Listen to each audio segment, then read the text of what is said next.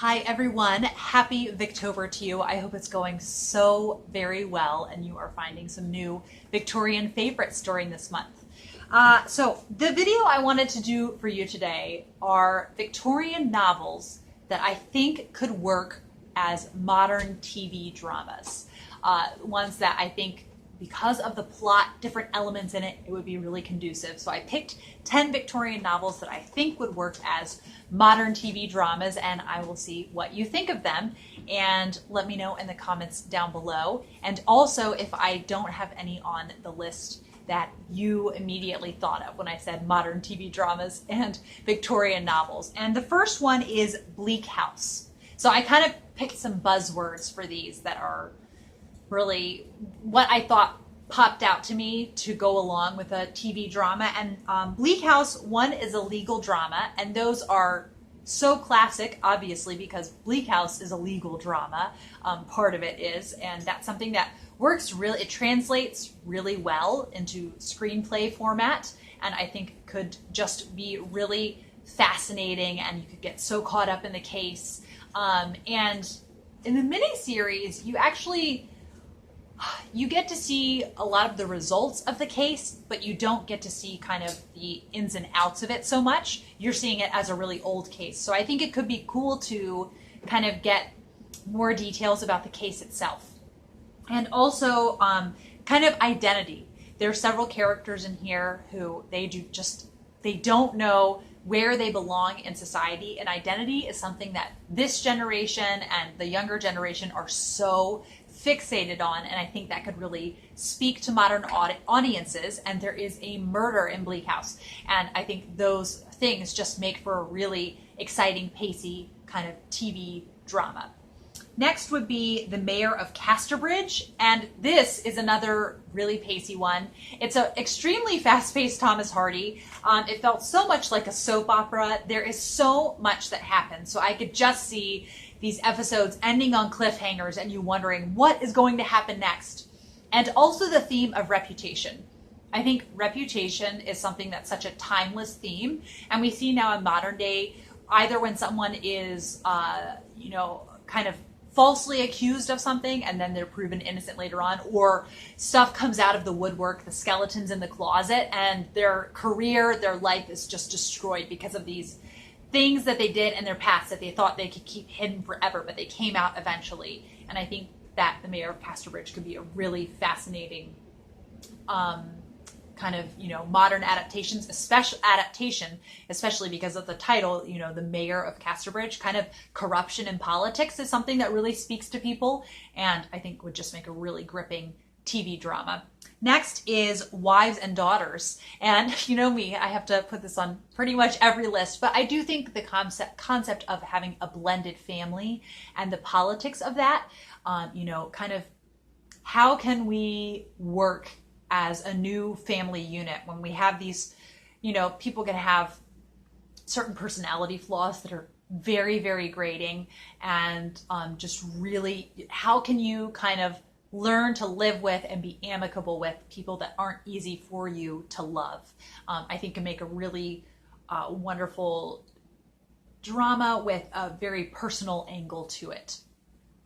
Then we have Middlemarch. So I have a lot of themes from Middlemarch that I think are so timeless. And the first is misaligned expectations for spouses. And I think that is like the number one kind of source of tension in a marriage, are misaligned expectations. Not necessarily that someone has disappointed you, but that you thought, no, I thought you thought, things are going to be this way. I thought we had agreed that we should spend this much money, on clothing in a year. Or I thought we had agreed we were going to wait this long before we thought about buying a house. So those misaligned expectations is something that you see in Middlemarch, and how much pain it causes married couples.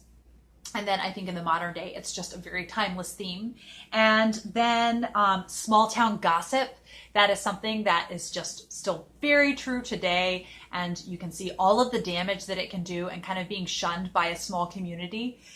And politicians and scandal, again, something that people are really interested in.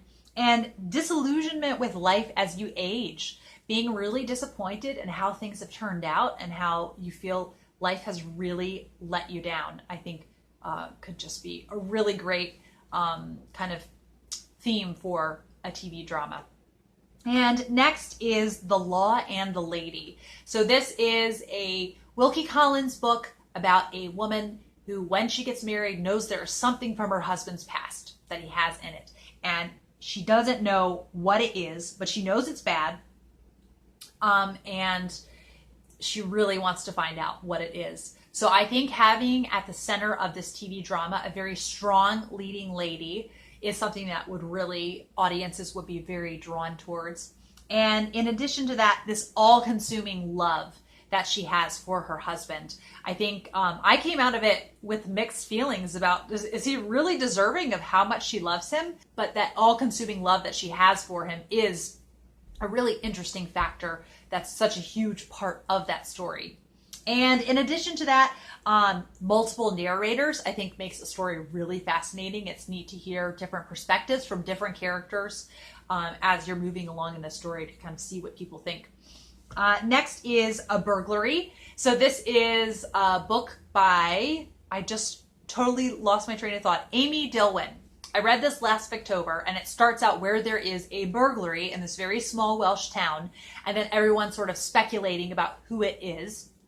And then about halfway through, you find out who the burglar is, and it's very interesting then to see how people treat, how people are treated based on the sort of respectability they're able to present for themselves. So again, small town drama, the mystery of who has stolen something, who the burglar is within this small town. And so it would be someone you know as a character, but you have to figure out which person it is. And then also, like I said, just this respectability. So people being able to put on such a facade that you would have had no idea it was them who had committed the burglary. Then The Diary of a Nobody. There is a period drama of this, but I would love to see a modern day version because people aren't keeping diaries nearly as much now, but I think it would just be, it could be done really well, and it should have lots of humor in it because there's so much humor in the original book, and I think it could be just things that have a very up close and personal narrator, I think are really gripping to TV audiences. And the eighth one is The Way We Live Now. Until I started thinking about it, I hadn't kind of related it to modern day, but there is this whole big financial scam that's in The Way We Live Now with Augustus Melmotte, and how he swindles people and convinces them of this huge railway, huger than any railway that's ever been made. And he is so magnetic and convincing that people pour so much money into this scam. And it makes me think of the Thanos scam recently. And so it seems a very kind of timeless thing, kind of swindling people out of money, and it could really translate well for the modern day. There are also things to do with assault. So it's a very kind of sobering topic, and it's not a huge part of the story, but I think that's something that it could really build on for modern audiences. And then also there are bits about immigration. Kind of everyone has these sort of ideas about who the Melmonts are because they are foreign, they are not British. And it's a kind of interesting aspect of the plot. And the ninth one I have is The Moonstone. So the three things that I thought would make The Moonstone interesting is that it is a mystery. So people love a good mystery, and especially mystery in visual form. It's just a delight to watch those. Having multiple narrators is really fascinating as well. Seeing, the different perspectives again. And then lastly, there is substance abuse in The Moonstone. And sadly, substance abuse has not gone anywhere since the Victorian era, and is a very relevant topic of sorts. And then lastly, Cranford. So small town gossip again.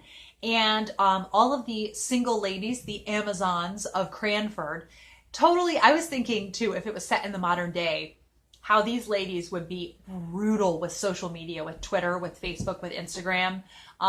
at each other. It would just, I think, be really, really interesting to see them kind of just trying to, you know, tear down the people who they thought weren't respectable and could just work really well in a modern day setting. So I hoped you enjoyed my speculating about which Victorian novels would make good modern day TV dramas. And I will be back for another Victober video soon, and have a lovely day. Bye.